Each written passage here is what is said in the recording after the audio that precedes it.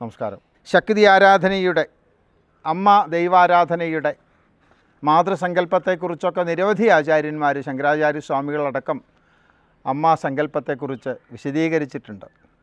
ഈ മാതൃസങ്കല്പത്തെക്കുറിച്ച് അങ്ങനെയുള്ള ശാക്തേയ ഭഗവതി കാവുകൾ, പ്രസിദ്ധങ്ങളായ നിരവധി ക്ഷേത്രങ്ങൾ ഇന്നും പഴമയോടുകൂടി ഗരിമയോടുകൂടി നിലനിൽക്കുന്നു എന്നുള്ളതിൽ നിന്ന് കേരളീയ തന്ത്രശാസ്ത്ര പാരമ്പര്യത്തിൻ്റെ പ്രകാശസ്തംഭങ്ങളായിട്ട് ഇന്നും ഇത്തരം ആരാധനാലയങ്ങൾ നിലനിൽക്കുന്നു എന്നുള്ളതാണ്. ഇങ്ങനെയുള്ള ക്ഷേത്രത്തിൽ തന്ത്രശാസ്ത്രപ്രകാരം സ്ഥാപിച്ച് പരിപാലിക്കപ്പെടുന്ന ഇത്തരം ക്ഷേത്രങ്ങൾ സാമാന്യ ജനങ്ങൾക്ക് ആത്മീയ ചൈതന്യവും മനഃശാന്തിയും പ്രദാനം ചെയ്യുന്ന ശക്തി കേന്ദ്രങ്ങൾ തന്നെയാണ്. മനുഷ്യ ശരീരത്തിൻ്റെ പ്രതിരൂപമായി വിഭാവനം ചെയ്തിട്ടുള്ള ഇത്തരം ക്ഷേത്രങ്ങളിൽ ദേവശരീരമായിട്ട് ക്ഷേത്രത്തിൻ്റെ പ്രാകാരങ്ങൾ, ക്ഷേത്രത്തിൻ്റെ മതിൽക്കകം ദേവൻ്റെ ശരീരമായിട്ട്, സൂക്ഷ്മ ശരീരമായിട്ട് ദേവൻ്റെ സൂക്ഷ്മ ശരീരം എന്നുള്ള സങ്കല്പത്തിൽ ബിംബവും, ബിംബ അന്തർഗതമായിട്ട് ബിംബത്തിൽ ലീനമായിരിക്കുന്ന, ബിംബത്തിൽ ലയിച്ചിരിക്കുന്ന കാരണമായിട്ടുള്ള ദേവീ ചൈതന്യം, കാരണഭൂതമായ കേവല ചൈതന്യം, അത് സൂക്ഷ്മ ശരീരമായിട്ട് കൽപ്പിക്കുക. ഇങ്ങനെ മൂന്ന് രീതിയിലുള്ള സ്ഥൂല, സൂക്ഷ്മ, പരസ്വരൂപം ആയിട്ടുള്ള ശരീരകൽപ്പന ക്ഷേത്രത്തിൽ ഇവിടെ സന്നിവേശിപ്പിച്ചിട്ടുണ്ട്. വൈജ്ഞാനികനും തപസ്വിയുമായുള്ള ക്ഷേത്രാചാര്യൻ അഥവാ കേരളത്തിൽ തന്ത്രി എന്നറിയപ്പെടുന്ന ആചാര്യൻ, അദ്ദേഹത്തിൻ്റെ കാർമ്മിക പദ്ധതിയിലെ നേതൃത്വത്തിൽ പ്രതിഷ്ഠാകർമ്മത്തിലൂടെ തൻ്റെ ആത്മീയ ശക്തി ബിംബത്തിൽ പകരുന്നതോടെയാണ് ക്ഷേത്രസങ്കേതം സജീവമാകുന്നത്. അവിടുത്തെ ദേവചൈതന്യം ആരാധനാവേളയിൽ അനുഗ്രഹകലയായിട്ട് ഭക്തജനങ്ങളിലേക്ക് സംക്രമിക്കുകയും ചെയ്യുന്നു. പ്രതിഷ്ഠാസമയത്ത് ആചാര്യൻ പ്രാർത്ഥിക്കുന്ന നിരവധി മന്ത്രങ്ങളിൽ പ്രധാനപ്പെട്ട ഒരു മന്ത്രമുണ്ട്. ആ മന്ത്രത്തിൽ സൂചിപ്പിക്കുന്നു, തന്ത്രസമുച്ചയത്തിൽ അത് നിരവധി ആഗമങ്ങളിൽ, പുസ്തകങ്ങളിൽ അത് ഗ്രന്ഥപരമ്പരയിൽ പ്രഖ്യാപിക്കുന്നുണ്ട്. സമുച്ചയത്തിൽ 6-ാം പടലത്തിലുണ്ട്, ലോകാനുഗ്രഹേത്വർത്ഥം സ്ഥിരീഭവ. ഈ ലോകത്തിൻ്റെ മുഴുവൻ അനുഗ്രഹത്തിന് വേണ്ടി ദേവി ഇവിടെ കുടികൊള്ളണം എന്നാണ് പ്രാർത്ഥിക്കുന്നത്. അങ്ങനെ എല്ലാ കുടുംബങ്ങളിൽപ്പെട്ട ഗ്രാമത്തിലെ ആളുകൾ, ആ ഗ്രാമത്തിലെ നിരവധി കുടുംബങ്ങളിൽപ്പെട്ട ആളുകൾ ഒരുമിച്ച് പ്രാർത്ഥിക്കുന്ന സമയത്ത് ആ പ്രതിഷ്ഠയുടെ പ്രാർത്ഥന സന്ദേശം സാർത്ഥകമാവുകയാണ് ചെയ്യുന്നത്. അതുകൊണ്ടുകൂടിയാണ്, അങ്ങനെ എല്ലാവരും ഒരുമിച്ച് ആരാധന നടത്താൻ കൂടിയാണ് ക്ഷേത്ര പദ്ധതി വിഭാവനം ചെയ്തിട്ടുള്ളത്. ആ ക്ഷേത്രത്തിൽ ചില അശുദ്ധികളോ ചില വിഷയങ്ങളോ ചൈതന്യലോപം, ഇപ്പോൾ ഭക്തജനങ്ങൾ അവിടെ വന്ന് പ്രാർത്ഥിക്കുകയാണെങ്കിൽ എന്തെങ്കിലും ആഗ്രഹം സാധിക്കാൻ വേണ്ടി ഭക്തൻ അവിടെ വന്ന് പ്രാർത്ഥിക്കുന്ന സമയത്ത് അവിടെ എന്തെങ്കിലും വഴിപാടോ സേവയോ അർച്ചനയോ പ്രാർത്ഥനയോ നടത്തുന്ന സമയത്ത് അത് സാർത്ഥകമാവണമെന്നുണ്ടെങ്കിൽ, അതിനെ പരിപൂർണമായി അനുഗ്രഹിച്ച് അത് സാർത്ഥകമാവണമെന്നുണ്ടെങ്കിൽ, അത് നേടണമെന്നുണ്ടെങ്കിൽ ആ ക്ഷേത്രത്തിൽ ചൈതന്യം പരിപൂർണമാവേണ്ടതുണ്ട്. ക്ഷേത്രത്തിൽ ചൈതന്യം പരിപൂർണമാണെങ്കിലും ക്ഷേത്രത്തിലെ അനുഗ്രഹകല പൂർണ്ണമാവണം, എന്നാലേ അനുഗ്രഹം കിട്ടുള്ളൂ. ആ ക്ഷേത്രത്തിൽ ഏതെങ്കിലും രീതിയിൽ ബാഹ്യമായ ഇടപെടലുകൾ മൂലം, ഇപ്പോൾ ശുദ്ധ സാത്വിക ഭാവമുള്ള ആളാണ് ക്ഷേത്രത്തിൽ പ്രവേശിക്കേണ്ടത്. അങ്ങനെ അല്ലാത്ത ആളുകൾ ക്ഷേത്രത്തിൽ പ്രവേശിച്ചിട്ടുണ്ടെങ്കിൽ അവരുടെ മാനസിക ഭാവം ആ ക്ഷേത്ര സങ്കേതത്തിൽ മിളിതമാവും. അപ്പോൾ അവിടെ ആ ക്ഷേത്ര സങ്കേതത്തിലെ അനുഗ്രഹകലയ്ക്ക് മങ്ങലേൽക്കും.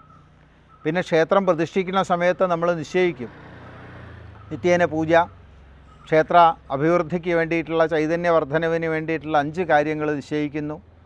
ആചാര്യ തപസാമ്നായ ജപേന നിയമേന ച ഉത്സവേന അന്നദാനേന ക്ഷേത്രവൃദ്ധിസ്തു പഞ്ചധ. അംശുമതി ആഗമത്തിൽ സൂചിപ്പിക്കുകയാണ്. ആചാര്യൻ്റെ തപസ്, ആമ്നായ ജപം, നാമജപങ്ങൾ, വേദജപങ്ങൾ, ക്ഷേത്രത്തിൽ നിയമങ്ങൾ, ചില ആചാരങ്ങൾ, അനുഷ്ഠാനങ്ങൾ കൃത്യമായ സമയത്ത് നട തുറക്കുന്നു. ഇന്ന രീതിയിലുള്ള ആളുകൾക്ക് ക്ഷേത്രപ്രവേശനം, ഇന്ന രീതിയിലുള്ള കൃത്യത അനുഷ്ഠിച്ചുകൊണ്ടുള്ള ആചാരങ്ങൾ അനുഷ്ഠിച്ചുകൊണ്ട് ക്ഷേത്രത്തിൽ പ്രവേശിക്കണം. പിന്നെ വാർഷികമായ ഉത്സവങ്ങൾ നടത്തുന്നു, അന്നദാനങ്ങൾ, വിഷയങ്ങൾ, ഇതൊക്കെ തന്നെ ക്ഷേത്ര അഭിവൃദ്ധിക്ക് വേണ്ട കാര്യങ്ങളാണ്. ഇതൊക്കെ നിശ്ചയിച്ച് അതിലൊക്കെ എന്തെങ്കിലും രീതിയിൽ ലോപം വന്നാൽ, കുറവ് വന്നാൽ ആ അനുഗ്രഹകലയ്ക്ക് ലോപം വരും. അങ്ങനെ അതിങ്ങനെയുള്ള വിഷയങ്ങളൊക്കെ വരുമ്പം അത് പരിഹരിച്ച് ക്ഷേത്ര ചൈതന്യം പരിപൂർണമാക്കാനാണ് ക്ഷേത്രങ്ങളിൽ നവീകരണ കലശവും പുനഃപ്രതിഷ്ഠയും നടത്തുന്നത്. ക്ഷേത്രത്തിൽ അകത്ത് വെച്ച് ജനനം മരണം വന്നാൽ, അതേമാതിരി അശുദ്ധികൾ വന്നാൽ, ക്ഷേത്രേ മൃതിർ ജനനമങ്കണമണ്ഡപാദൗ മൂത്രാസൃഗാദിപതനം പതിതാദിവേശ സോലോകഗൃദ്ധകരശ്വകരോഷ്ട്രകോല ക്രോക്ഷുക്ഷഡുണ്ടുഭപുരസ്സര ഗർഭവേശ. തന്ത്രസമുച്ചയം 10-ാം പടലത്തിൽ സൂചിപ്പിക്കുന്നു. ക്ഷേത്രേ മൃതി, ക്ഷേത്രത്തിൽ ജനനം വരുന്നു. മൃതിർജനനം, മരണജനനങ്ങൾ ക്ഷേത്രത്തിൽ സംഭവിക്കുക. അങ്കണമണ്ഡപാദി, ക്ഷേത്രത്തിൻ്റെ തിരുമുറ്റം, മതിൽക്കകത്ത് മണ്ഡപം തുടങ്ങിയിട്ടുള്ള സ്ഥലങ്ങളിൽ മൂത്രം, അസൃക്ക്, ചോര, അത്തരം ആദി ശബ്ദങ്ങൾ, അത്തരം മലിന വിസർജ്യ വസ്തുക്കളുടെ പതനം. പതിതാദിവേശ, സ്വകുലത്തിൽ നിന്ന് ഭ്രഷ്ടായിട്ടുള്ള ആളുകൾ, ശുദ്ധ സാത്വിക ഭാവത്തിലല്ലാതെ മഹാപാതകാദി ദോഷവശാൽ മഹാപാതക തുടങ്ങിയിട്ടുള്ള തെറ്റുകൾ ചെയ്തിട്ടുള്ള ആളാണ് പതിതൻ എന്നുള്ള ശബ്ദം കൊണ്ട് ഉദ്ദേശിക്കുന്നത്. മഹാപാതകം എന്ന് പറയുമ്പം നമ്മൾ ഏതെങ്കിലും പ്രവൃത്തി മുൻകൂട്ടി നിശ്ചയിച്ച് ചെയ്യുന്ന പ്രവൃത്തിയാവുക, ആ പ്രവൃത്തിയുടെ പരിണതഫലം വേറൊരു വ്യക്തിക്കോ സമൂഹത്തിനോ സമാജത്തിനോ വിരോധമാവുന്ന മാത്രം പ്രവൃത്തി, അതുകൊണ്ടൊരു ഗുണവുമില്ല. അങ്ങനത്തെ പ്രവൃത്തിയാണ് മഹാപാതകങ്ങൾ. അത്തരം മഹാപാതകങ്ങൾ ചെയ്ത ആളുകൾക്ക് ക്ഷേത്രപ്രവേശനം നിഷിദ്ധമാണ്. ആ ഭാവം, അവർ ഒരു ക്രൂരഭാവമുള്ള ആളാണ്. അതേമാതിരി ക്രൂരഭാവമുള്ള ജന്തുക്കൾ ക്ഷേത്രത്തിൽ കടന്നാൽ പ്രായശ്ചിത്തം വേണം.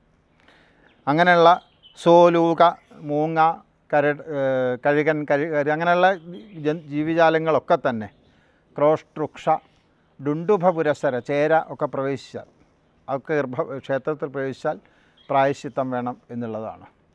അങ്ങനെയുള്ള വിഷയങ്ങളൊക്കെ വന്നാൽ ആ ചൈതന്യ ലോപം വരുന്നു. അതിനെ പരിപൂർത്തിയാക്കാനാണ് നവീകരണ കലശം അല്ലെങ്കിൽ പ്രായശ്ചിത്ത വിഷയങ്ങളൊക്കെ ചെയ്യുന്നത്. ഏതൊക്കെ രീതിയിലാണ് നവീകരണ കലശം വേണ്ടി വരുന്നത് ക്ഷേത്രങ്ങളിൽ? ഈ രീതിയിൽ പ്രവേശനം മാത്രമല്ല, ബിംബസ്യ പാതചലനാദിരഥപ്രദാഹ സ്വേദപ്രരോധ ഹസിതാനി തഥാത്ഭുതാനി ഛത്രാകനാഗുമധുകാദി സമുദ്ഗമാശ്ച പൂജാവിലുപ്തിരപി ചാസതിദിഷ്ടദോഷേ. തന്ത്രസമുച്ചയം 10-ാം പടലത്തിൽ തന്നെ 3-ാമത്തെ ശ്ലോകത്തിൽ സൂചിപ്പിക്കുന്നു. ബിംബസ്യ പാതചലനാദിരഥപ്രദാഹ സ്വേദപ്രരോധ ഹസിതാനി തഥാത്ഭുതാനി. ഒരു സ്ഥലത്തേക്ക് ചെരിയുക, ബിംബം പൊട്ടുക. അതേമാതിരി സ്വേദപ്രരോധ ഹസിതാനി, ബിംബം വയർക്കുക, ബിംബം കരയുന്നു എന്ന് തോന്നുക, ബിംബം ചിരിക്കുന്നു, വളരെ ചിരിക്കുന്നു തോന്നുക. സ്വേദപ്രരോധം, ഹസിതം ചിരിക്കുന്നു. രോദനം എന്ന് പറഞ്ഞാൽ കരച്ചിൽ, ചിരിക്കുന്നു തോന്നുക. അപ്പം ബിംബത്തെ സംബന്ധിച്ചിടത്തോളം ഒരു ദേവൻ്റെ ബിംബത്തിൽ നമ്മൾ മധുരമന്ദസ്മിതമാണ് നമ്മൾ കാണേണ്ടത്. കൂടുതൽ വളരെ ചിരിക്കുന്നതോ കൂടുതൽ കരയുന്നതോ കാണാൻ പാടില്ല. അങ്ങനെയൊക്കെ കണ്ടാൽ ഒരു സാത്വിക ഭാവമല്ല, എന്തോ സംതിങ് റോങ് അവിടെ ഉണ്ട് എന്ന് നമ്മൾ മനസ്സിലാക്കണം. ഛത്രാകനാഗു മധുകാദി സമുദ്ഗമാശ്ച, അത്തരം വിഷയങ്ങൾ, കൂണ്, പുറ്റ്, തേനീച്ചക്കൂട് ഇതിനൊക്കെ ഉണ്ടാവുക, അതൊക്കെ ഒരു എന്തോ രീതിയിലുള്ള തെറ്റുകൾ, എന്ത് വിഷയങ്ങൾ അവിടെ ഉണ്ടാകുന്നുള്ള സൂചനയാണ്. അതൊക്കെ വന്നാൽ, അതേമാതിരി പൂജാവിലുപ്തിരപി അസതി, അകാരണമായ പൂജാലോപം, നിത്യപൂജ നടത്തുന്നതിൽ ചില മുടക്കങ്ങൾ വന്നാലും അങ്ങനെയൊക്കെ വന്നാൽ അതിന് പ്രായശ്ചിത്ത ചില കർമ്മങ്ങൾ, വിഷയങ്ങളൊക്കെ ചെയ്തിട്ട് അതിൻ്റെ പരിപൂർത്തി, അതിൻ്റെ ആ തെറ്റ് പരിഹരിച്ച് പരിപൂർത്തി വരുത്തേണ്ടതുണ്ട്. മറ്റൊരു വിഷയത്തിൽ തന്ത്രസമുച്ചയത്തിൽ തന്നെ 10-ാം പടലത്തിൽ പ്രായശ്ചിത്ത പടലത്തിൽ സൂചിപ്പിക്കുകയാണ്. ക്ഷുദ്ര അന്യമന്ത്രയജനം പ്രതിഷിദ്ധ ദുഷ്ടപുഷ്പാദി പൂജനമഥോ മരിചാദിലേപ ഏതാനി തന്ത്രകഥിതാനി നിമിത്തകാനി ജ്ഞേയാനി തത്ര ഗുരുലാഘവഭേദവന്തി. ക്ഷുദ്ര അന്യമന്ത്രയജനം, ക്ഷുദ്രമായ മന്ത്രങ്ങൾ, ചില ക്ഷുദ്രപ്രയോഗങ്ങൾ, മന്ത്രങ്ങൾ. ചില മന്ത്രത്തിൻ്റെയൊക്കെ മെസ്സേജ് അപകടമായിരിക്കും, നെഗറ്റീവ് മെസ്സേജായിരിക്കും, ശുദ്ധ സാത്വികാവില്ല. അന്യമന്ത്രയജനം, മറ്റൊരു മന്ത്രങ്ങൾ, ഇപ്പോൾ ദേവിയുടെ ക്ഷേത്രത്തിൽ ദേവൻ്റെ മറ്റൊരു കൃഷ്ണൻ്റെയോ അയ്യപ്പൻ്റെയോ മന്ത്രങ്ങൾ പ്രയോഗിക്കുന്നത്. പിന്നെ പ്രതിഷിദ്ധ ദുഷ്ടപുഷ്പാദി പൂജനം, പ്രതിഷിദ്ധം നിഷേധിക്കുന്ന പുഷ്പങ്ങൾ, ദുഷ്ടപുഷ്പങ്ങൾ, കേടുവന്നിട്ടുള്ള പുഷ്പങ്ങൾ, ചീഞ്ഞ പുഷ്പം, അത്ര പുഷ്പങ്ങളൊക്കെ ഉപയോഗിക്കുക. അങ്ങനെ ആദി ശബ്ദം കൊണ്ട് പൂജയ്ക്ക്, ക്ഷേത്രാരാധനയ്ക്ക് അത്തരം വസ്തുക്കളൊക്കെ തന്നെ ഉപയോഗിക്കുന്നത് ശരിയല്ല. അഥോ മരിചാതി ചില ലേപനങ്ങൾ വരിക, അങ്ങനെയുള്ള വിഷയങ്ങളൊക്കെ തന്നെ ഏതാനി തന്ത്രകഥിതാനി നിമിത്തകാനി, തന്ത്രശാസ്ത്രത്തിൽ പറഞ്ഞിട്ടുള്ള നിമിത്തങ്ങളാണ്. ഇത്തരം വിഷയങ്ങളൊക്കെ കണ്ടാൽ അതിന് പ്രായശ്ചിത്തങ്ങൾ വേണം. ജ്ഞേയാനി, ഇതിൻ്റെ വിഷയങ്ങളൊക്കെ നമ്മൾ അറിഞ്ഞ് അതിൻ്റെ വിഷയങ്ങൾ പരിഹരിക്കേണ്ടതുണ്ട്. ജ്ഞേയാനി, അറിയേണ്ടതാണ്. തത്ര ഗുരുലാഘവ ഭേദവന്തി, ഗുരുത്വവും ലഘുത്വവും അനുസരിച്ച് അത് എത്രത്തോളം ഗൗരവതരമാണ്. ചെറിയ രീതിയിലാണോ ഉണ്ടായത്, അല്ലെങ്കിൽ വളരെ കൂടുതലാണോ? ചില ജനന മരണങ്ങൾ സംഭവിക്കുകയാണെങ്കിൽ, അല്ലെങ്കിൽ പുഷ്പങ്ങൾ പൂജിച്ചു, നിഷിദ്ധമായ പുഷ്പമെന്ന് പറഞ്ഞാൽ ചീഞ്ഞ പുഷ്പമാണോ, ഒരിക്കലും നമുക്ക് പൂജയ്ക്ക് എടുക്കാൻ വയ്യാത്ത രീതിയിൽ അശുദ്ധമായ ഒരു പുഷ്പമാണോ എന്നൊക്കെ നിർണ്ണയിച്ചിട്ട് അത് ഏതൊക്കെ രീതിയിൽ നമ്മൾ ഉപയോഗിച്ചു എന്നൊക്കെ തന്നെ അതിൻ്റെ ഗുരുത്വം എത്രത്തോളം ഗൗരവമുണ്ട്, എത്രത്തോളം ലഘുവാണ് എന്ന് ചിന്തിച്ചിട്ട് അതിനനുസരിച്ചുള്ള പ്രായശ്ചിത്തങ്ങൾ ചെയ്യണം. ഇപ്പോൾ ബിംബത്തിന് ചില കേടുപാടുകൾ വരാം. ബിംബത്തിന് ചില പൊട്ടി, അല്ലെങ്കിൽ ബിംബം ഏതെങ്കിലും അംഗവൈകല്യങ്ങൾ സംഭവിച്ചു, ബിംബം നഷ്ടപ്പെടാം. അങ്ങനെയൊക്കെ വന്നാലും ബിംബം രണ്ടാമത് നിർമ്മിച്ച് പ്രതിഷ്ഠിക്കേണ്ടതുണ്ട്. നവീകരണ കലശം നടത്തി പുനഃപ്രതിഷ്ഠ നടത്തണം. അത്തരം വിഷയങ്ങളൊക്കെ വരുന്ന സമയത്ത് ഏത് രീതിയിലാണ് ഇത് കണക്കാക്കേണ്ടത്, ഈ ഗുരുലഘുത്വമോ അതിൻ്റെ വിഷയങ്ങളോ കണക്കാക്കേണ്ടത് എങ്ങനെയാണ് എന്നാണെങ്കിൽ, ഉക്തേഷു അനുക്തേഷ്വപി ചോപഘാതേഷു ആലോച്യ തജ്ഞൈ സഹ സാധകേന്ദ്ര, പറഞ്ഞതും പറയാത്തതുമായ ചില വിഷയങ്ങളിലൊക്കെ തന്നെ തജ്ഞൈഹി സഹ സാധകേന്ദ്ര, എല്ലാ കാര്യങ്ങളും വ്യക്തമായി അറിയുന്ന ആളാണെങ്കിൽ തന്നെ തജ്ഞൈഹി, തൽക്കാര്യങ്ങളിൽ ജ്ഞാനമുള്ള ആളുകളായിട്ട്, ബഹുത്വേന തജ്ഞ എന്ന് പറഞ്ഞാൽ തൽക്കാര്യങ്ങളിൽ അറിവുള്ള ഒരാൾ. തജ്ഞൈഹി എന്ന് സംസ്കൃതത്തിൽ ബഹുവചനം പ്രയോഗിക്കുമ്പോൾ ഈ വിഷയങ്ങളിൽ ആധികാരികമായ അറിവ് പറയാൻ, അറിവ് പകർന്നു നൽകാൻ കഴിവുള്ള ബഹുത്വേന ആളുകൾ, മൂന്നോ മൂന്നിൽ കൂടുതലോ ആളുകളായിട്ട് കണ്ടിട്ട് അവരോട് ഈ വിഷയങ്ങൾ സംസാരിച്ച് അവർ ധർമ്മശാസ്ത്ര വിചാരം ചെയ്തിട്ട് ശ്രുതിസ്മൃതി ന്യായപരൈഹി പ്രകുര്യാൽ, ശ്രുതി സ്മൃതി ന്യായ പരൈഹി, ഇത്തരം രീതിയിൽ ചിന്തിക്കണം. ശ്രുതി എന്ന് പറഞ്ഞാൽ വൈദിക വേദമാണ്, വൈദിക വിധി എന്താണ്. സ്മൃതി എന്ന് പറഞ്ഞാൽ സ്മരിക്കപ്പെട്ടത് ഓർത്തു നോക്കുക. പരിസര പ്രദേശങ്ങളിലെ ഇപ്പോൾ പണ്ട് കാലത്തുള്ള ക്ഷേത്രങ്ങളാണ് ഇവിടെ എന്നതായിരുന്നു പണ്ട് പതിവ്, ഒരു 100 വർഷം 80 വർഷം മുമ്പേ എങ്ങനെയായിരുന്നു, അങ്ങനെയുള്ള വിഷയങ്ങൾ ചിന്തിച്ചിട്ട്. പിന്നെ ന്യായം നിയമേന ഉക്തം, ശാസ്ത്രത്തിൽ എന്ത് പറയുന്നു.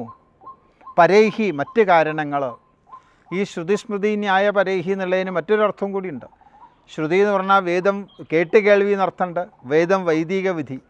സ്മൃതി എന്ന് പറയുമ്പം ധർമ്മശാസ്ത്ര ഗ്രന്ഥങ്ങൾ. ന്യായം നിയമേന ഉക്തം, ശാസ്ത്രം എന്ത് പറയുന്നു, പരങ്ങളായ കാരണങ്ങൾ. മറ്റ് ചില വിഷയങ്ങളുണ്ടാവാം.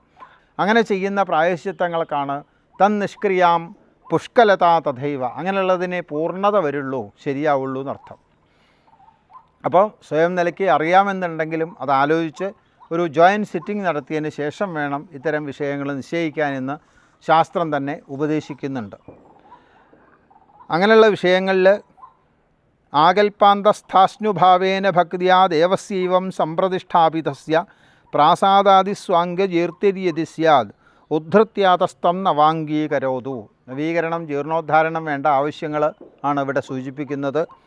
ആകൽപാന്തസ്ഥാശ്നുഭാവേന ഭക്തിയാ ദേവസ്യൈവം സംപ്രതിഷ്ഠാപിതസ്യ, ആകൽപാന്തം, കൽപ്പാന്തകാലത്തോളം ഈ ക്ഷേത്രം ഇവിടെ നിലനിൽക്കണം, ഈ ചൈതന്യം ക്ഷേത്രം, ഈ ദേവൻ ഇവിടെ നിലനിൽക്കുന്നുള്ള പ്രാർത്ഥനയോടുകൂടിയാണ് പ്രതിഷ്ഠിക്കുന്നത്.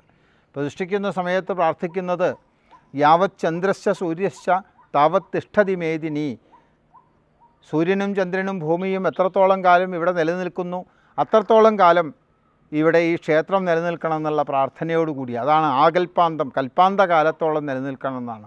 ഭാവേന ഭക്തിയോട് കൂടിയിട്ട് ദേവസ്യൈവം സംപ്രതിഷ്ഠാപിതസ്യ, പ്രതിഷ്ഠിച്ചിട്ടുള്ള ദേവൻ്റെ പ്രാസാദാദി സ്വാംഗജീർത്തിര്യതി സ്യാദ്, ശ്രീകോവിൽ അതേമാതിരി മറ്റ് മണ്ഡപം, മറ്റ് ക്ഷേത്രത്തിൻ്റെ അംഗങ്ങളിലൊക്കെ തന്നെ സ്വാംഗം, ബിംബത്തിനോ ഏതെങ്കിലും ജീർണത വന്നാൽ ജീർത്തിര്യതി സ്യാദ് ഉദ്ധൃത്യ, ജീർണോദ്ധാരണം ചെയ്തിട്ട് തം നവാംഗീകരോതു, അത് നവീകരിക്കേണ്ടതുണ്ട്. അതാണ് നവീകരണ കലശം ആവശ്യമുള്ള വിഷയങ്ങൾ. ശാക്തേയ ക്ഷേത്രങ്ങളിൽ നടത്തുന്ന ഇത്തരം പദ്ധതികളെക്കുറിച്ചാണ് ഇനി ഇവിടുന്ന് അങ്ങോട്ട് പ്രത്യേകമായിട്ട് സൂചിപ്പിക്കുന്നത്. നവീകരണ കലശത്തിൽ ആദ്യമായി ചെന്ന് ക്രിയ ആചാര്യവരണം എന്നാണ്. ശാക്തേയ ക്ഷേത്രങ്ങളിൽ നവീകരണ കലശം ആരംഭിക്കുമ്പോൾ ക്ഷേത്രത്തിലെ പ്രതിഷ്ഠിച്ച ആചാര്യൻ്റെ കുടുംബ പരമ്പരയിൽപ്പെട്ട ഒരു ആചാര്യനെ, ഒരുപക്ഷെ തലമുറകൾക്ക് ശേഷമായിരിക്കാം, തലമുറകൾക്ക് മുമ്പുള്ളവരായിരിക്കും പ്രതിഷ്ഠിച്ചിട്ടുണ്ടാവുക. ഇന്നത്തെ ആ തലമുറയിലുള്ള ആചാര്യൻ തന്ത്രശാസ്ത്രം മറ്റ് ശാസ്ത്രങ്ങളോ അനുബന്ധ ശാസ്ത്രങ്ങളൊക്കെ വേദത്തിലൊക്കെ നല്ല പരിജ്ഞാനമുള്ള ഒരു പരമാചാര്യനെ ക്ഷണിച്ച് വരുത്തി അദ്ദേഹത്തിന് ദ്രവ്യ വസ്ത്ര താമ്പൂലങ്ങളൊക്കെ സമർപ്പിച്ച് അദ്ദേഹത്തിനെ സ്വീകരിച്ചിട്ട് ഈ ക്ഷേത്രത്തിൽ ഇന്നു മുതൽ നടക്കുന്ന നവീകരണ കലശ ചടങ്ങുകൾ ഒരു 11 ദിവസത്തെയൊക്കെ ചടങ്ങായിരിക്കും. അതിൻ്റെ ആചാര്യ പദവി അലങ്കരിച്ചുകൊണ്ട് അതിന് മുഴുവൻ കാർമ്മികപരമായ നേതൃത്വം നൽകിക്കൊണ്ട് അന്ന് നടത്തിത്തരണം എന്ന് അദ്ദേഹത്തിനോട് ദക്ഷിണ കൊടുത്ത് അദ്ദേഹത്തിനോട് പ്രാർത്ഥിക്കുന്ന ഒരു ചടങ്ങാണ് ആചാര്യവരണം. അവിടെ ഒരു പ്രാർത്ഥനയുടെ തന്ത്രവിഷയം 1-ാം പടലത്തിൽ ആചാര്യവരണ സമയത്ത് സൂചിപ്പിക്കുന്നു. മയാ സമ്പൂജിതൈരത്ര ദക്ഷിണാഭിശ്ച തോഷിതൈഹി ക്രിയതാം ദേവിയാഗോ മേ പ്രാർത്ഥയാമി പ്രസീദത. ക്ഷേത്രത്തിൻ്റെ ഉടമസ്ഥൻ എന്നുള്ളത് യജമാനൻ എന്നുള്ള പേരിലാണ് അറിയപ്പെടുന്നത്. ക്ഷേത്രത്തിലെ തന്ത്രി അഥവാ തന്ത്രിയെ ആചാര്യൻ എന്നുള്ള ശബ്ദം കൊണ്ട്. അങ്ങനെ ക്ഷേത്രത്തിലെ യജമാനൻ തന്ത്രിയെ ആചാര്യനെ ക്ഷണിക്കുന്ന, വരിക്കുന്ന, സ്വീകരിക്കുന്ന ചടങ്ങാണ് ആചാര്യവരണം. ക്ഷേത്ര യജമാനൻ അദ്ദേഹത്തെ ആരാധിച്ച് അദ്ദേഹത്തെ പൂജിച്ച് വന്ദിച്ച് ദക്ഷിണ കാര്യങ്ങളൊക്കെ കൊടുത്ത് സന്തോഷിപ്പിച്ചതിന് ശേഷം ഇവിടെ ക്രിയതാം ദേവിയാഗോമേ, ദേവിയാഗ ചടങ്ങുകൾ, ദേവിയുടെ വിവിധ പൂജാ സമ്പ്രദായങ്ങൾ, അതിസങ്കീർണമായ നവീകരണ കലശങ്ങൾ നടത്തി ഈ ക്ഷേത്രം ലോകാനുഗ്രഹത്തിന് യോഗ്യമാക്കി തീർക്കണം. ഇവിടെ ദേവിയെ പ്രാർത്ഥിക്കാൻ, ശാക്തേയ ഭഗവതിയെ ആരാധിക്കാൻ ആരെങ്കിലും വരുമ്പം അവരുടെ പ്രാർത്ഥനകൾ സാർത്ഥകമാക്കുന്ന രീതിയിൽ അനുഗ്രഹകല പൂർണ്ണമാക്കുന്ന ചടങ്ങുകൾ നടത്തിത്തരണമെന്ന് പ്രാർത്ഥിക്കുന്ന ചടങ്ങാണ് ആചാര്യവരണം. ആചാര്യവരണത്തിന് ശേഷം പിന്നെ ആ ആചാര്യൻ്റെ നേതൃത്വത്തിലാണ് ഈ ചടങ്ങുകൾ നടക്കുന്നത്. പിന്നീട് ഒരു മുളയിടൽ എന്നാണ് മലയാളത്തിൽ പറയുന്നത്. സംസ്കൃതത്തിൽ ബീജാങ്കുരാർപ്പണം എന്ന് പറയും. ബീജാങ്കുരം എന്ന് പറഞ്ഞാൽ വിത്ത് വിതപ്പിക്കുകയാണ്. പ്രധാനപ്പെട്ട ചില വിത്തുകൾ, നെല്ല്, ഉഴുന്ന്, മുതിര, ചാമ തുടങ്ങിയിട്ടുള്ള ധാന്യ വിത്തുകൾ, ഔഷധ ഗുണമുള്ള ധാന്യ വിത്തുകൾ, അത് പാല് കൊണ്ട് കഴുകി അതിൽ മുഴുവൻ തന്നെ ഓഷധീശനായ ഔഷധങ്ങളുടെ ലീഡർഷിപ്പുള്ള സോമഭഗവാനെ ആവാഹിച്ച് പൂജിച്ച് 16 പൂച്ചട്ടികളിൽ അത് വിതയ്ക്കും. അതാണ് മുളയിടൽ എന്ന ചടങ്ങ്. ഇവിടെ 16 പൂച്ചട്ടികളിൽ മണ്ണ്, മണൽ, ചാണകപ്പൊടി വയ്ക്കും. 16 ചട്ടികളായിരിക്കും. ഇതിന് സംസ്കൃതത്തിൽ പാലിക എന്നാണ് പറയുക. ബീജാങ്കുരാർപ്പണത്തിൻ്റെ പാലിക എന്ന് പറഞ്ഞ പാത്രം, പൂച്ചട്ടികൾ. ഇതിൽ മണ്ണും മണലും ചാണകപ്പൊടിയും നിറച്ച് ആ പാത്രങ്ങളിൽ മഹാവിഷ്ണു ഭഗവാനെയാണ് ആവാഹിച്ച് പൂജിക്കുന്നത്. സാധാരണ വിഷ്ണു ക്ഷേത്രത്തിലെ വിഷ്ണു അല്ല, അവിടെ പ്രത്യേക മന്ത്രവിധാനത്തോടുകൂടി പ്രത്യേക ധ്യാന രൂപത്തിലുള്ള മഹാവിഷ്ണു. അവിടെ ഈ വൈഷ്ണവ സാത്വിക പ്രസ്ഥാനത്തിൻ്റെ സ്വാധീനം കൊണ്ട് ഇവിടെ വിഷ്ണുർ വ്യാപനശീല, വിശ്വ്യാപനെ എന്നാണ്. മഹാവിഷ്ണു എന്ന് പറഞ്ഞാൽ വ്യാപനശീല, എല്ലായിടത്തും നിറഞ്ഞു നിൽക്കുന്ന ഒരു ഈശ്വര ചൈതന്യം എന്നുള്ള സങ്കല്പത്തിലാണ് മഹാവിഷ്ണു ഭഗവാനെ പ്രത്യേക മന്ത്രവിധാനത്തോടുകൂടി പ്രത്യേക ധ്യാന രൂപത്തോടുകൂടി ആവാഹിച്ച് പൂജിക്കുകയാണ് ഈ പാത്രത്തിൽ. അത് ദേവീക്ഷേത്രത്തിലാണെങ്കിലും ഈ ശാക്തേയ ഭഗവതിയുടെ ക്ഷേത്രത്തിൽ തന്നെ ശിവപ്രതിഷ്ഠ ഉണ്ട്. ആ ശിവന് വേണ്ടിയിട്ടുള്ള ചടങ്ങുകൾ നടത്തുകയാണെങ്കിൽ അവിടെ ശിവൻ്റെ ഇതിലും മുളയിടുന്നതിനും ഇവിടെ വിഷ്ണുവിനെ തന്നെയാണ് ഈ പാത്രത്തിൽ പൂജിക്കുന്നത്. വിത്തുകളിൽ സോമഭഗവാനെ, ഓഷധീശനായ സോമഭഗവാനെ ആവാഹിച്ച് പൂജിക്കും. 16 പാലികകളിലാണ് പിന്നെ വിത്ത് വിതയ്ക്കുന്നത്.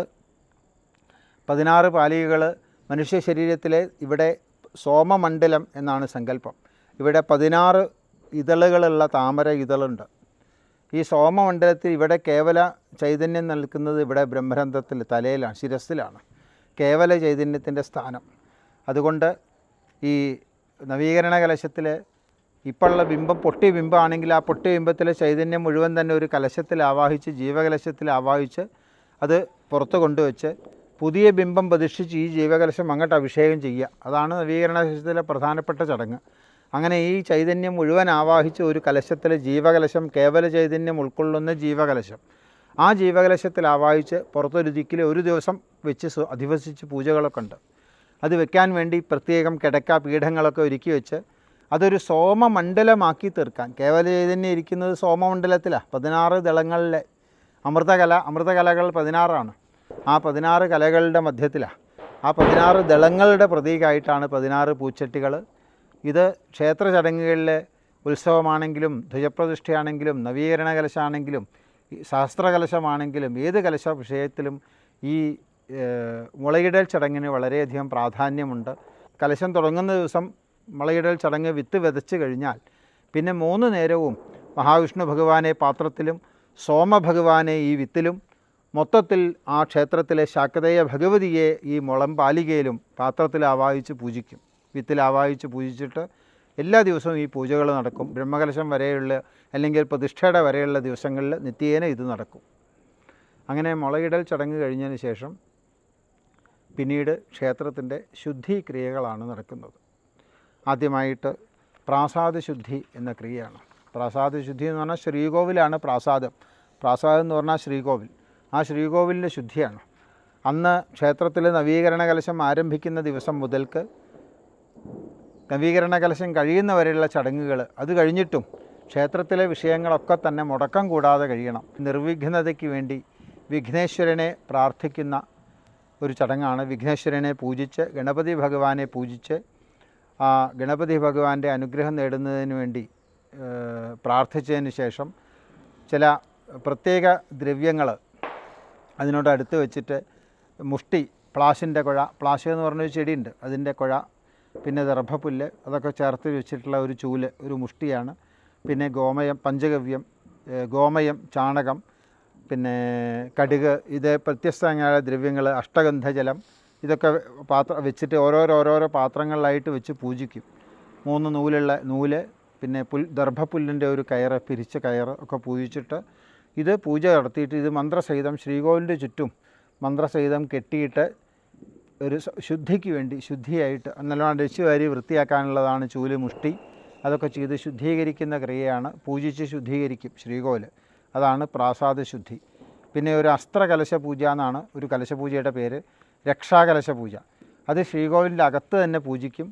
പിന്നീട് ഒരു ഹോമമാണ്, രാക്ഷോഘ്ന ഹോമം എന്നാണ് ഹോമത്തിൻ്റെ പേര്.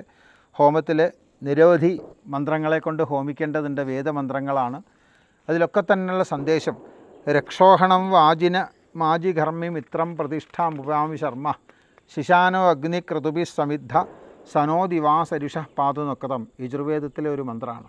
രാക്ഷസീയ ഭാവങ്ങളെ ഇല്ലാതാക്കുന്ന ആൾ, ബലവാനും യജമാനന്മാർക്ക് സുഹൃത്തുമായ അഗ്നിദേവനെ ഞാൻ ശരണം പ്രാപിക്കുന്നു എന്നും ഈ അഗ്നിദേവൻ ഹിംസാത്മകമായ രക്ഷസുകളിൽ നിന്ന് പകലും രാത്രിയും രക്ഷിക്കണം എന്നുള്ള സന്ദേശമാണ്. സനോ ദിവാസരിഷ പാതുനൊക്കതം, പകൽ സമയത്തും രാത്രി സമയത്തും നമ്മളെ രക്ഷിക്കണം എന്നുള്ള ഒരു സന്ദേശമാണ്, പ്രാർത്ഥനയാണ് ഈ ഇതിൽ ഹോമത്തിൽ ചെയ്യുന്നത്.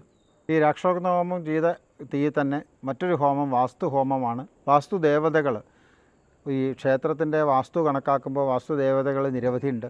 ഈ ദേവതകളുടെയൊക്കെ അനുഗ്രഹത്തിന് വേണ്ടി പ്രാർത്ഥിക്കുന്ന ഒരു ഹോമവും അതേമാതിരി തന്നെ പിന്നെ ദേവതകളെ പൂജിക്കുന്ന ഒരു വാസ്തുബലി എന്നൊരു കർമ്മവും, 2 കർമ്മമാണ് പിന്നീട് പ്രധാനമായിട്ടുള്ളത്. വാസ്തുഹോമത്തിൽ അതിൻ്റെ ഹോമത്തോടു കൂടി ഒരു കലശം പൂജിക്കും.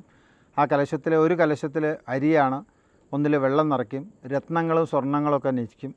യഥാ രത്നേഷു സർവേഷു സർവദേവാ വ്യവസ്ഥിത തഥാ ശാന്തിം പ്രയച്ഛന്തോ. രത്നങ്ങളിൽ സർവ്വദേവതകളും ഏത് രീതിയിലാണോ രത്നങ്ങളിൽ നിറഞ്ഞു നിൽക്കുന്നത്, രത്നങ്ങളിലെ സർവ്വദേവതാ ചൈതന്യം ഏത് രീതിയിൽ അന്തർലീനമാണോ അതേമാതിരി ആ ദേവന്മാർ മുഴുവൻ നമുക്ക് ശാന്തിയെ തരണമേ, ശാന്തിം പ്രയച്ഛന്തു, ശാന്തിയെ സമാധാനത്തെ തരണമെന്നുള്ള സന്ദേശം, പ്രാർത്ഥന. അങ്ങനെ ഒരു കലശം പൂജിക്കും. ഈ വാസ്തുഹോമത്തിൽ നിരവധി വേദമന്ത്രങ്ങൾ ഹോമിക്കുന്നു. അത് കഴിഞ്ഞ് ഈ ഹോമത്തിൻ്റെ വാസ്തുകലശം ശ്രീകോവിലിന് അഭിഷേകം ചെയ്യുന്നതോടുകൂടി അന്നത്തെ പിന്നെ ഒരു വാസ്തു പുണ്യാഹമുണ്ട്. പുണ്യാഹത്തിൽ ആചാര്യനും വേറെ 4 ആചാര്യന്മാർ സഹ ആചാര്യന്മാരും കൂടി ഇരുന്ന് പ്രാർത്ഥനയാണ്. ജലത്തിൽ ചില സാധനങ്ങളൊക്കെ നശിച്ചിട്ട് ആ ജലത്തിൽ ഒരു ദർഭപ്പുല്ല് കൊണ്ട് വെള്ളം എടുത്ത് തളിക്കുകയാണ് ചെയ്യുക. ആദ്യം തന്നെ പ്രാർത്ഥിക്കുന്നു, ഓം മനസ്സമാധീയതാം. ഉപാസകരായ ആളുകളെ ആചാര്യന്മാരുടെ മനസ്സ് മുഴുവൻ ഇവിടെ വേണം, അങ്ങയുടെ പ്രാർത്ഥന ഇവിടെ വേണമെന്ന് ആചാര്യൻ മറ്റുള്ളവരോട് പറയുന്നു. സമാഹിത മനസ്സസ്മ, ഞങ്ങളുടെ മനസ്സ് ഇവിടെയായി. പ്രസീദന്തു ഭവന്ത, നിങ്ങൾ സന്തോഷിക്കണം, ഞങ്ങൾ സന്തോഷിച്ചു. എന്തിനാണ്? ശാന്തിരസ്തു പുഷ്ടിരസ്തു ഋദ്ധിരസ്തു അവിഘ്നമസ്തു ശിവം കർമാസ്തു. ശാന്തിക്ക് വേണ്ടി, സമാധാനത്തിന് വേണ്ടി, പുഷ്ടിക്ക് വേണ്ടി, എല്ലാ രീതിയിലുള്ള പുഷ്ടിക്ക് വേണ്ടി, ഋദ്ധിക്ക് വേണ്ടി, അഭിവൃദ്ധിക്ക് വേണ്ടി, അവിഘ്നമസ്തു, ഒന്നും മുടക്കം കൂടാതെ കഴിയാൻ വേണ്ടി, ശിവം കർമാസ്തു, കർമ്മങ്ങളൊക്കെ മംഗളമായി തീരാൻ വേണ്ടി ഇവിടെ അങ്ങ് പ്രാർത്ഥന വേണമെന്ന് പറയാണ്. അപ്പം പുണ്യാഹം ഭവന്തോ ബ്രുവന്തു, പുണ്യമായ ഇനിയുള്ള ദിവസങ്ങളൊക്കെ പുണ്യദിനങ്ങളായി തീരണമെന്നുള്ള 5 പേര് ഒരുമിച്ചുള്ള ഉപാസന പ്രാർത്ഥന. പിന്നെ ഭഗവാനെ ഒരു അത്താഴപൂജ കഴിച്ച് 1-ാം ദിവസത്തെ ചടങ്ങ് അവസാനിക്കും. 2-ാം ദിവസം ബിംബശുദ്ധി ക്രിയകളാണ്. ബിംബശുദ്ധിയിൽ സൂക്ഷ്മോപാധിയായിട്ടുള്ള ബിംബം, ഇപ്പം സ്ഥൂല ശരീരം ക്ഷേത്രമാണ്, സൂക്ഷ്മ ശരീരമാണ് ബിംബം. ആ ബിംബത്തിലുള്ള ക്രിയകൾ, ശുദ്ധി ക്രിയകളാണ് 2-ാം ദിവസം ചെയ്യുന്നത്. അതിന് ആദ്യം തന്നെ 4 കലശങ്ങൾ, ദേവൻ്റെ ശരീരത്തിലെ ബിംബത്തിലെ പുറത്തുള്ള മാലിന്യങ്ങളൊക്കെ പോക്കാൻ വേണ്ടിയിട്ട് ദർഭപ്പുല്ല്, പുറ്റുമണ്ണ് തേച്ച്, നാൽപ്പാമരപ്പൊടിയൊക്കെ ഇട്ട് കലശം പൂജിച്ച് അതൊക്കെ തേച്ച് വൃത്തിയാക്കുന്നു.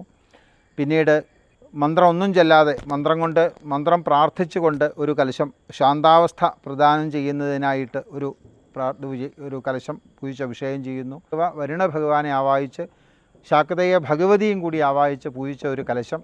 ആ കലശം ഒരു പാത്രത്തിൽ തലകീഴായി കെട്ടിത്തൂക്കും, അതിനൊരു ദ്വാരം ഉണ്ടാവും.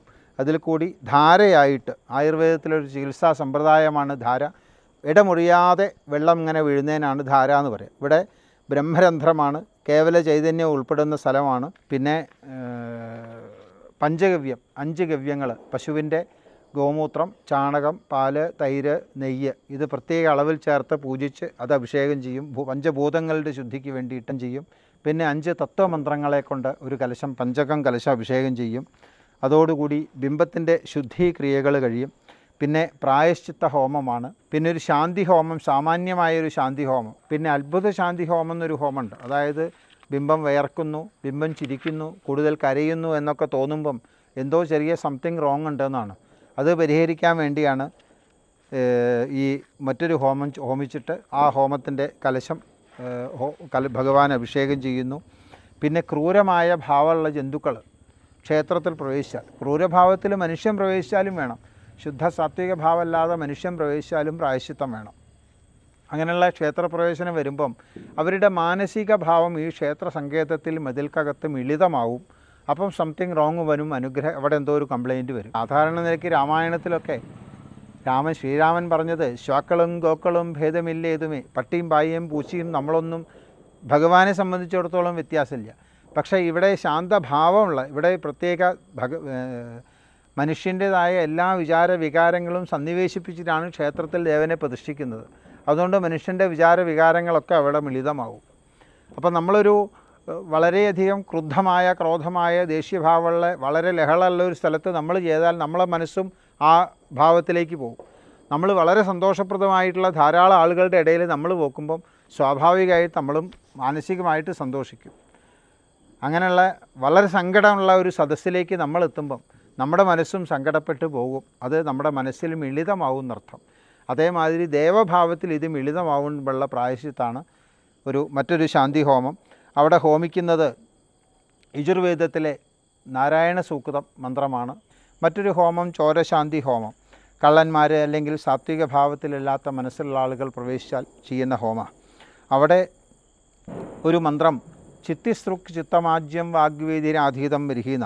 ചിത്തിസ്തൃക്ക് നെയ്യിനെ മനസ്സായിട്ട്, ചിത്തിസ്തൃക്ക് സ്രുവമായിട്ട്, ചിത്തമാജ്യം നെയ്യിനെ മനസ്സായിട്ട്. ഒരു ഹോമം ഒരു സ്രുവം കൊണ്ട് ഹോമിച്ച ഒരു സ്പൂണ് കൊണ്ട് കോരി നെയ്യെടുത്ത് ഹോമത്തിൽ ഹോമിക്കുകയാണെങ്കിൽ വാഗ്വേദി, അവിടെ ചെല്ലുന്ന മന്ത്രങ്ങൾ അഗ്നിഹോത്ര വേദിയായി മാറണം. അപ്പോൾ ഇവർ ചെയ്തിട്ടുള്ള കള്ളൻ കടന്ന് ക്ഷേത്രത്തിൽ പ്രവേശിച്ച് ഏതെങ്കിലും സാധനം കൊണ്ടുപോയിട്ടുണ്ടെങ്കിൽ അവർ വരുമ്പോഴുള്ള പ്രവൃത്തി, വന്ന് എടുത്ത പ്രവൃത്തി, അവരുടെ മാനസിക വ്യാപാരങ്ങൾ, അവരുടെ ചിന്താമണ്ഡലങ്ങളൊക്കെ മന്ത്രമായിട്ടും അവരുടെ പ്രവൃത്തി ഒരു യജ്ഞമായിട്ടും ഇവിടെ പരിണമിച്ചുകൊണ്ട് ഇത് ശുദ്ധ സാത്വിക ഭാവം ഇവിടെ വരണമെന്നുള്ള പ്രാർത്ഥന. അങ്ങനെയുള്ള നിരവധി ഹോമങ്ങളൊക്കെ ചെയ്ത് ക്ഷേത്രചൈതന്യം ശുദ്ധ സാത്വിക ഭാവത്തിലാക്കിയതിന് ശേഷം പിന്നെ 36 തത്വമന്ത്രങ്ങൾ, 28 തത്വങ്ങളുണ്ട്. പ്രാണൻ, ജീവൻ, ഈ കർമ്മേന്ദ്രിയങ്ങൾ, ജ്ഞാനേന്ദ്രിയങ്ങൾ, ഇതൊക്കെ ഉൾപ്പെട്ടിട്ടുള്ള ഒക്കെ ദേവനായി സങ്കല്പിച്ച് അതിൻ്റെയൊക്കെ പരിപൂർത്തിക്ക് വേണ്ടി ഒരു തത്വഹോമം, ഒരു കലശം പൂജിച്ച് അഭിഷേകം ചെയ്യുന്നു. പിന്നീട് നിരവധി കലശം പൂജിച്ചിട്ട് ദ്രവ്യകലശങ്ങൾ, ബ്രഹ്മകലശവും മറ്റ് കലശങ്ങളൊക്കെ പൂജിച്ച് ഭഗവാൻ അഭിഷേകം ചെയ്തിട്ട് പൂർവ്വകാലത്ത് ഋഷീശ്വരന്മാർ പ്രതിഷ്ഠിച്ച സമയത്ത് ഏത് രീതിയിൽ എത്രത്തോളം ചൈതന്യം ഉണ്ടായിരുന്നു അത്രത്തോളം ചൈതന്യം എത്തി പരിപൂർത്തിയാക്കുന്ന ക്രിയ. ഈ തത്വഹോമം വരുന്നത് ഒരു 5-ാം ദിവസമാണ്. 6-ാം ദിവസം ഈ കലശാഭിഷേകത്തിന് അനുജ്ഞാകലശം എന്നാണ് പറയുക. അപ്പോൾ ക്ഷേത്രത്തിലെ ബിംബം കേടുണ്ട്, പൊട്ടിയതാണ്. ആ പൊട്ടിയ ബിംബം മാറി പുതിയ ബിംബം പ്രതിഷ്ഠിക്കണം. അതിനുള്ള ഒരു പെർമിഷൻ വാങ്ങണം. അതിന് വേണ്ടിയിട്ടുള്ള അനുജ്ഞാകലശമാണ്. അതുവരെയുള്ള എല്ലാ രീതിയിലും എന്തെങ്കിലും രീതിയിൽ സംതിങ് റോങ് വല്ലതുണ്ടെങ്കിൽ, നമ്മളൊരു വലിയൊരു സർജറി, ബൈപ്പാസ് സർജറി നടത്തുമ്പം BP ഷുഗറൊക്കെ കൺട്രോൾ ചെയ്യുന്ന പോലെ ഒരു ക്ഷേത്രത്തിലെ ഒരു ബൈപ്പാസ് സർജറിയെ പോലെ തന്നെയാണ് ഈ ജീർണോദ്ധാരണം. ബിംബം മാറി വേറൊരു ബിംബം വയ്ക്കുകയാണ്. അതുകൊണ്ട് അവിടെയുള്ള എല്ലാ കംപ്ലൈൻറ്റുകളും ശരിയാക്കേണ്ടതുണ്ട്. അതിന് വേണ്ടിയിട്ടുള്ള നിരവധി ഹോമങ്ങൾ, കള്ളം കടന്നാൽ, കളവ് പറഞ്ഞാൽ, ക്രൂരഭാവമുള്ള ജന്തുക്കൾ കടന്നാൽ, പൂജ നടന്നിട്ടില്ലെങ്കിൽ, ബിൽഡിംഗ് കംപ്ലൈൻറ്റ് ഉണ്ടെങ്കിൽ, ഇതിനൊക്കെയുള്ള പരിഹാരങ്ങൾ ഉള്ള കർമ്മങ്ങളാണ് 5 ദിവസം കൊണ്ട് നടത്തുന്നത്. 6-ാം ദിവസം ഒരു കലശം പൂജിച്ച് അഭിഷേകം ചെയ്ത്, പണ്ട് കാലത്ത് ഋഷീശ്വരന്മാർ പ്രതിഷ്ഠിച്ച സമയത്ത് എത്രത്തോളം ശാക്തേയ ക്ഷേത്രങ്ങളിൽ ചൈതന്യം ഉണ്ടായിരുന്നു, ആ ചൈതന്യത്തിൻ്റെ അതേ തലത്തിലേക്ക് എത്തിക്കുന്ന ക്രിയയാണ് 6-ാം ദിവസത്തെ കലശാഭിഷേകം. അത് കഴിഞ്ഞ് ക്ഷേത്രത്തിൽ ചുറ്റും പരിവാരങ്ങളുണ്ടാവും. ഇന്ദ്രൻ, അഗ്നി, യമൻ, നിരുതിയൊക്കെ പരിവാര ദേവതകളെ പ്രതിഷ്ഠിച്ചിട്ടുണ്ടാവും.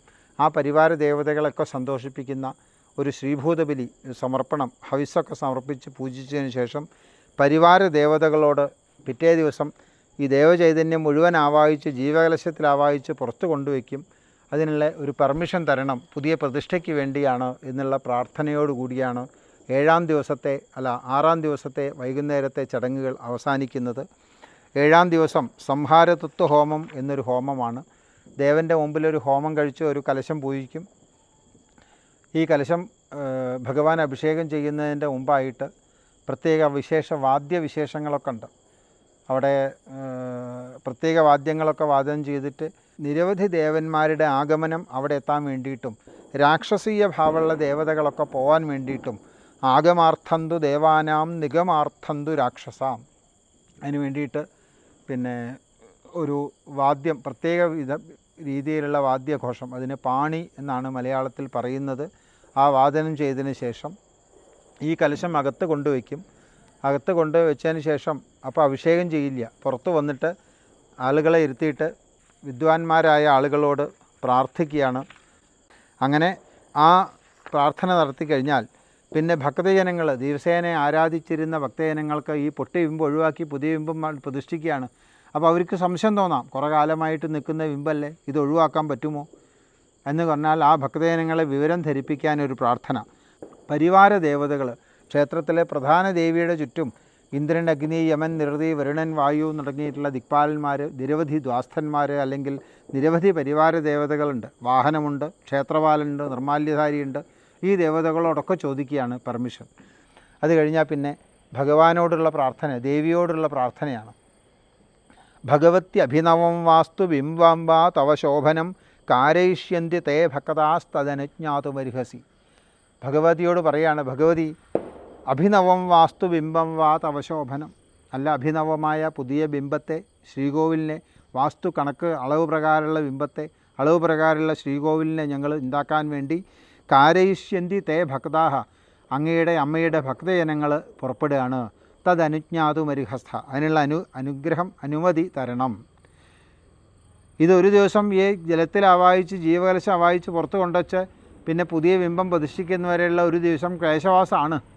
ക്ലേശവാസസ്ത്വയാ ദേവ രോചനീയ അല്പഗേ ഗൃഹേ, അത് ക്ലേശവാസമാണെങ്കിലും അല്പഗൃഹത്തിൽ ചെറിയ രീതിയിലാണെങ്കിലും യാവന്നവം ശുഭം കൃത്വ പുനഃസംസ്ഥാപയാമഹേ, യാതൊരു രീതിയിലാണോ പുതിയതായി ശുഭമായത് ചെയ്തിട്ട് പുനഃപ്രതിഷ്ഠിക്കാൻ വേണ്ടിയാണ് എന്നുള്ളത് കൊണ്ട് ഈ ദേവി ഇത് സ്വീകരിച്ച് ഞങ്ങൾ ഈ കർമ്മത്തിന് അനുമതി തരണം. ഞങ്ങൾക്ക് ജീർണം ബിംബമിതം ദേവ സർവദോഷാവഹം നൃണം, ഈ കേടുവന്ന ബിംബത്തിൽ ഞങ്ങൾ ആരാധന നടത്തുന്നത് ഞങ്ങൾക്ക് ദോഷകരമാണ്. അതുകൊണ്ട് അസ്യോദ്ധാരേ കൃതേ ശാന്തിരിത്യേവം ഭാഷിതം ത്വയാ, ഇത് ശാസ്ത്രത്തിലൊക്കെ പറഞ്ഞിട്ടുണ്ട്. അതുകൊണ്ട് തത്വയാധിഷ്ഠിതം ദേവ ഉദ്ധരാമി തവ ആജ്ഞയാ, അതുകൊണ്ട് അങ്ങയുടെ അമ്മയുടെ ആജ്ഞയോടുകൂടി ഞങ്ങൾ ജീർണോദ്ധാരണം ചെയ്യാൻ വേണ്ടി പുറപ്പെടുകയാണ്. തതുപക്രാന്തമസ്മാഭി തദനുജ്ഞാതുമർഹസി, അതിനുള്ള അനുജ്ഞ അമ്മ ഞങ്ങൾക്ക് തരണമെന്ന് ദേവിയോട് പ്രാർത്ഥിക്കുകയാണ്. അതിനു മുമ്പ് തന്നെ ഈ സംഹാരോത്വ കലശത്തിൽ ശരിക്ക് എല്ലാ പരിവാര ദേവതകളുടെ ചൈതന്യമൊക്കെ തന്നെ ഈ ഇതിലേക്ക് അന്തർലീനമാക്കും. ഈ കലശം അഭിഷേകം ചെയ്ത് കഴിയുമ്പം പൊതുവിൽ ക്ഷേത്രത്തിൻ്റെ പുറത്തുള്ള ദേവങ്ങളൊക്കെ തന്നെ ഒരു ദേവൻ്റെ ബിംബശരീരത്തിൽ അന്തർലീനമായിട്ടുണ്ടാവും, ഒരു സമഞ്ജസമായിട്ട് എത്തിയിട്ടുണ്ടാവും. അവിടെ ഈ ഷടാധാര പ്രതിഷ്ഠയിലാണ് ബിംബം പ്രതിഷ്ഠിക്കുക എന്നുണ്ടെങ്കിൽ അവിടെ ഒരു താമരപ്പൂവ് സങ്കല്പമൊക്കെ ഉണ്ടാവുള്ളൂ. അത് കഴിഞ്ഞ് ഈ കലശാഭിഷേകം കഴിഞ്ഞാൽ പിന്നെ തന്ത്രി അകത്തിരുന്നിട്ട് പുറത്തുള്ള മനസ്സുകൊണ്ട് ക്ഷേത്രത്തിലെ പരിവാര ദേവതകളെ എല്ലാം തന്നെ ബിംബത്തിലേക്ക് സന്നിവേശിപ്പിക്കുന്ന ക്രിയ ധ്യാനസങ്കോചം എന്നൊരു വളരെ പ്രധാനപ്പെട്ട ചടങ്ങാണ്. അത് ഇങ്ങനെ മതിലിൽ നിന്ന് ചുരുക്കിക്കൊണ്ടുവരും, പിന്നെ അടുത്ത ചുരുക്കി അടുത്ത സ്റ്റെപ്പ്, അങ്ങനെ ഓരോരോ താമരപ്പൂ ഛായയിൽ ദളത്തിലെത്തിയിട്ട് ശ്രീകോവിലെത്തിക്കും. ശ്രീകോവിലിന് ഗർഭഗൃഹത്തിലേക്ക് എത്തിക്കും. ഗർഭഗൃഹത്തിൽ നിന്ന് പീഠത്തിലേക്ക് എത്തിക്കും. പീഠത്തിൽ നിന്ന് ബിംബത്തിലേക്ക് എത്തിക്കും. ബിംബത്തിൽ നിന്ന് ദേവൻ്റെ ബിംബഹൃദയത്തിലെ അമ്മയുടെ ദേവി വിഗ്രഹത്തിൻ്റെ ഹൃദയത്തിലെ കേവല ചൈതന്യം മാത്രമായിട്ട് ഒരു ചന്ദനത്തിരി കത്തിച്ച മാതിരി ചൈതന്യമാക്കി ചുരുക്കി കൊണ്ടുവന്ന് എല്ലാ പരിവാര ദേവതകളെയും ഇവിടെ എത്തിക്കും. അത് കഴിഞ്ഞിട്ട് നട തുറന്നിട്ട് ഈ ചൈതന്യത്തെയാണ് ഒരു കലശത്തിലേക്ക് ആവാഹിച്ച്, അതിനാണ് ജീവകലശം എന്ന് പറയാം. അവിടെ വേറെ യാതൊന്നുമില്ല. നമസ്തേ സർവലോകേശേ ഭൂതാനാം അഭയപ്രഭ ഭക്തപ്രിയ നമസ്തേസ്തു പ്രസീദ ഭുവനേശ്വരി. ഞങ്ങൾ ഭുവനേശ്വരി പ്രസാദിക്കണം. ആഗച്ഛ ദേവദേവേശി സർവകാരണ എല്ലാ കാരണങ്ങൾക്കും കാര്യങ്ങൾക്കും കാരണമായിട്ടുള്ള ദേവി, ഞങ്ങൾ നവീകരണ കലശത്തിന് വേണ്ടിയിട്ട് ഈ കലശത്തിലേക്ക് അസ്മിൻ കുംഭേ സന്നിധിം ഗുരു, ഈ കലശത്തിലേക്ക് സന്നിവേശിച്ചാലും അങ്ങനെ പരിവാര ദേവതകളൊക്കെ ഉൾക്കൊള്ളുന്ന ആ അമ്മയുടെ ചൈതന്യം, ദേവി ശാക്തേയ ഭഗവതിയുടെ ചൈതന്യം മുഴുവൻ തന്നെ ജീവകലശത്തിലേക്ക്, അതിന് ജീവകലശം എന്നാണ് പറയുക, ആ കലശത്തിലേക്ക് എഴുന്നള്ളിക്കും. ആ കലശം പുറത്ത് തലയിൽ വെച്ചിട്ടാണ്, ഇവിടെ കേവല ചൈതന്യം ഇവിടെയാണല്ലോ, ആ പലയിൽ വെച്ചിട്ട് പുറത്തേക്ക് എഴുന്നള്ളിക്കും. ആ കലശം കൊണ്ടുവയ്ക്കുന്ന സ്ഥലം ഒരു ശയ്യ, കിടക്കയൊക്കെ വിരിച്ച് പൂജിക്കും. ആ കലശം കൊണ്ടുവയ്ക്കുന്നത് കേവല ചൈതന്യം ഉൾക്കൊള്ളുന്ന കലശമായതുകൊണ്ട് അതിൻ്റെ ചുറ്റുമാണ് ഈ ആദ്യത്തെ ദിവസം ചെയ്തിട്ട് മുളയിടൽ അല്ലെങ്കിൽ ബീജാങ്കുരാർപ്പണം, ചില വിത്തുകൾ മുളപ്പിച്ചു 16 പാലികകൾ ചുറ്റും വെച്ച് അവിടെയാണ് വെക്കുന്നത്. അവിടെ അതോടുകൂടി തന്നെ ആ ഒരു കലശ മണ്ഡപമുണ്ട്.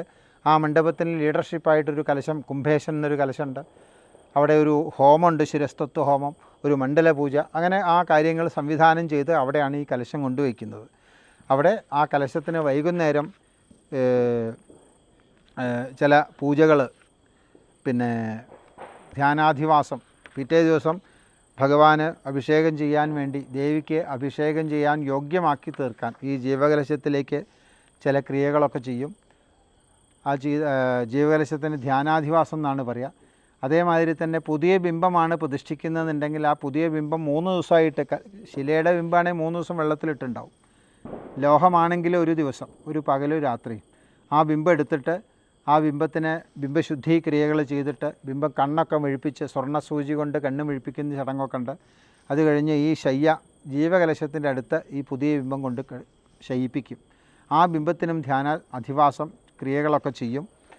അത് കഴിഞ്ഞ് അന്ന് രാത്രി ഇതിഹാസ പുരാണം നൃത്തഗീതാദിവിനാഘോഷ്യ മഹോത്സവം സമന്താൽ, ഇതിഹാസം പുരാണം നൃത്തം ഗീതമൊക്കെ വായിച്ചിട്ട് തന്ത്രിയും യജമാനനൊക്കെ ഉറക്കൊഴിഞ്ഞ് അവിടെ പ്രാർത്ഥിച്ച് ദേവിയുടെ മന്ത്രങ്ങൾ ജപിച്ചു കൊണ്ടിരിക്കും. പിറ്റേ ദിവസമാണ് പ്രതിഷ്ഠിക്കുന്നത്.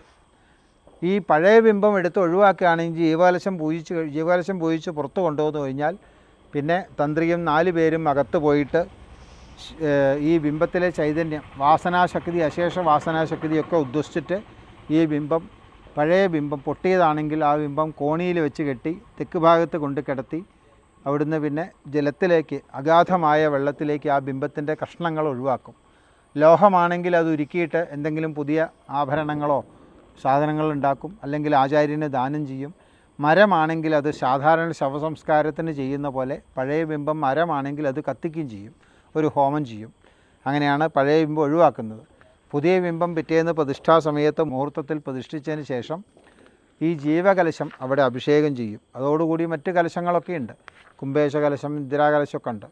അങ്ങനെ ഈ ജീവകലശം അവിടെ തന്നെ അഭിഷേകം ചെയ്യുന്നതോടുകൂടിയാണ് പഴയ കാലത്തുള്ള ദേവചൈതന്യം പൂർണ്ണമായിട്ട് ഉൾക്കൊള്ളുന്ന ആ കലശം ദേവങ്കിലേക്ക് സംക്രമിപ്പിക്കുന്നത്, സന്നിവേശിപ്പിക്കുന്നത്. ശേഷമാണ് ആ ബിംബം പ്രതിഷ്ഠിക്കുന്നത്. ബിംബം പ്രതിഷ്ഠിക്കുന്നതിന് മുമ്പേ അവിടെ പീഠം പ്രതിഷ്ഠിക്കും. പീഠം പൃഥിവി ശക്തി, പ്രകൃതിയുള്ള ഒരു ഭാവമാണ് പ്രതിഷ്ഠയിലൂടെ വരുന്നത്. അത് പ്രതിഷ്ഠിച്ചിട്ട് അവിടെയാണ് നിരവധി ആവാഹനകൾ എല്ലാം ചെയ്ത് ജീവകലശം ആവാഹിച്ച് ജീവചൈതന്യത്തെ ആവാഹിക്കുന്നു. തൻ്റെ ഉപാസനാശക്തിയിൽ നിന്നൊരു ചൈതന്യത്തെ ആവാഹിക്കുന്നു. അത് കഴിഞ്ഞ് പിന്നെ സ്തോത്രാവാഹന, പ്രകൃതി ശക്തിയിൽ നിന്ന്, പിന്നെ പ്രത്യേകമായിട്ട് നിരവധി പ്രാർത്ഥനകൾ, ആഗമത്തിലെ നിരവധി പ്രാർത്ഥനകളുണ്ട്. യാവത് ചന്ദ്രശ്ച സൂര്യശ്ച താവത് തിഷ്ഠതി മേദിനി. എത്ര കാലം ദേവി ഇവിടെ ഇരിക്കണം? സൂര്യനും ചന്ദ്രനും ഭൂമിയും എത്രത്തോളം കാലം ലോകത്ത് നിൽക്കുന്നു, അത്രയും കാലം നിന്നുകൊണ്ട് ഈ ലോകത്തിൻ്റെ മുഴുവൻ അനുഗ്രഹിക്കാൻ വേണ്ടി ലോകാനുഗ്രഹ ഹേത്വർത്ഥം സ്ഥിരീഭവ ഇവിടെ സ്ഥിതി ചെയ്യണം എന്നാണ് പ്രാർത്ഥിക്കുന്നത്. ഇവിടെ ശാക്തേയ ഭഗവതി പ്രതിഷ്ഠയോടൊപ്പം തന്നെ ബ്രഹ്മാണി, മാഹേശ്വരി, കൗമാരി, വൈഷ്ണവി, വാരാഹി, ഇന്ദ്രാണി, ചാമുണ്ഡി എന്നിവയും പിന്നെ വീരഭദ്രൻ, ഗണപതി ദേവതകളെയും അവിടെ പ്രതിഷ്ഠിക്കും. അതിൽ ചാമുണ്ഡാ ഭഗവതിയെയാണ് വളരെ പ്രധാനമായിട്ട് പ്രതിഷ്ഠിക്കുന്നത്. അതോടൊപ്പം തന്നെ ഭൈരവ ശിവൻ എന്നുള്ള സങ്കല്പം, അത് തൊട്ടടുത്തൊരു ശ്രീകോവിലിൽ ഭൈരവ ശിവനെയും പ്രതിഷ്ഠിക്കുന്നു. പിന്നീട് ക്ഷേത്രപാലനെയും ഒക്കെ ആ ക്ഷേത്രത്തിൻ്റെ സങ്കേതത്തിൽ ഈശാന കോണിലെ ക്ഷേത്രപാലനെ പ്രതിഷ്ഠിക്കുന്നു. പിന്നെ പിറ്റേ ദിവസം പരിവാരങ്ങൾ പ്രതിഷ്ഠയാണ്. ഈ നവീകരണ കലശത്തിൽ പ്രതിഷ്ഠാകർമ്മവും കലശാഭിഷേകവും ഒക്കെ കഴിഞ്ഞാൽ അന്ന് നട അടയ്ക്കും. പിന്നെ 4-ാം ദിവസമാണ് നട തുറക്കുക. ഈ 4 ദിവസം അവിടെ അപരിമേയമായ ചൈതന്യം ഉൾക്കൊള്ളുന്നത് കൊണ്ട് സാധാരണ ദേവപൂജയൊക്കെ ചെയ്യുകയാണെങ്കിൽ ആ ദേവിയുടെ ദേഹശുദ്ധി ചെയ്ത് മന്ത്രം ജപിച്ച് ദേവീ ചൈതന്യം സ്വാംശീകരിച്ചിട്ട് വേണം ദേവിയെ പൂജിക്കാൻ. ശിവോ ഭൂത്വ ശിവം വിജയത് എന്നാണ്. ഇവിടെ ദേവിയായി തീരാൻ ഇവിടെ അത്രയും അപരിമേയമായ ചൈതന്യം ഉൾക്കൊള്ളുന്ന ദേവി ആയതുകൊണ്ട് ദേവീ ദേവന്മാരുടെ പൂജയാണ് 3 ദിവസം അവിടെ നടത്തുന്നത്. അതിനുവേണ്ടി അവിടെ നട അടയ്ക്കും. പിന്നെ പുറത്താണ് ഒരു പൂജ 3 ദിവസം നടത്തുക. പിന്നെ പരിവാര പ്രതിഷ്ഠകളൊക്കെ നടത്തും. പ്രതിഷ്ഠ കഴിഞ്ഞ് 2-ാം ദിവസം, അതായത് 8-ാം ദിവസം പ്രതിഷ്ഠ, 9-ാം ദിവസം, 10-ാം ദിവസം അവിടെ ബിംബം പ്രതിഷ്ഠിച്ച സമയത്ത് എന്തെങ്കിലും ഇളക്കൊക്കെ സംഭവിച്ചു എന്ന് വരാം. അപ്പോൾ ഇളക്കം അങ്ങനത്തെ വിഷയം മൊത്തത്തിലൊരു ശാന്തി ഹോമത്തിനും പ്രോക്തം ശാന്തി പ്രായശ്ചിത്ത ഹോമങ്ങളൊക്കെ ചെയ്യും. ഒരു തത്വഹോമം തത്വപൂർത്തിക്ക് വേണ്ടി ചെയ്യും. പിന്നെ ഒരു ദ്രവ്യകലശം പൂജിക്കും. ബ്രഹ്മകലശം, മഹാബ്രഹ്മകലശം മധ്യത്തിലും അതിൻ്റെ ചുറ്റും നിരവധി സംഖ്യ 108, 208, 1000 തുടങ്ങിയിട്ടുള്ള കലശങ്ങൾ സംഖ്യ നിശ്ചയിച്ച് കലശം പൂജിക്കും. അത് പൂജിച്ച് വെച്ച് അപ്പോൾ ആ കലശം കണ്ടപത്തിൽ ബ്രഹ്മകലശമാണ് നടുക്ക്. അതിൻ്റെ ചുറ്റും ദൈവികം എന്നാണ് പറയുക, ഒരു വരി. അതിൻ്റെ ചുറ്റും പിന്നെയും വരി ഉണ്ടാവും. അതിന് മാനുഷം എന്നാണ് പറയുക. മധ്യമേതു പദം ബ്രാഹ്മം ദൈവികം തദനന്തരം പരിതോ മാനുഷം ചെയ്വ കലശാൻ കൽപ്പയേത് ഗുരു. അപ്പം നമ്മൾ പുറമേ കലശമണ്ഡപത്തിൻ്റെ പുറമെ കാണുന്ന കലശത്തിൻ്റെ ആവരണത്തിന് മാനുഷം എന്നാണ് പറയുക. മാനുഷ്യം. അതിൻ്റെ പുറത്ത് ആവരണമുണ്ട്. പിന്നെ പൈശാചികം എന്നാണ് പറയുക. അപ്പോൾ നമ്മൾ ഈ ബ്രഹ്മകലശത്തിൻ്റെ അടുത്ത് എത്തണമെങ്കിൽ, നമ്മൾ ബ്രഹ്മപദത്തെങ്കിൽ എത്തണമെങ്കിൽ, നമ്മൾ ദൈവിക ഈശ്വരൻ്റെ അനുഗ്രഹം നമുക്ക് നേടണമെന്നുണ്ടെങ്കിൽ നമ്മൾ പൈശാചിക ഭാവം വെടിയേണ്ടതുണ്ട്. എന്ന് മനുഷ്യത്വം ആവണം എന്നുള്ള ഒരു മെസ്സേജാണ് ഈ കലശമണ്ഡപം തരുന്നത്.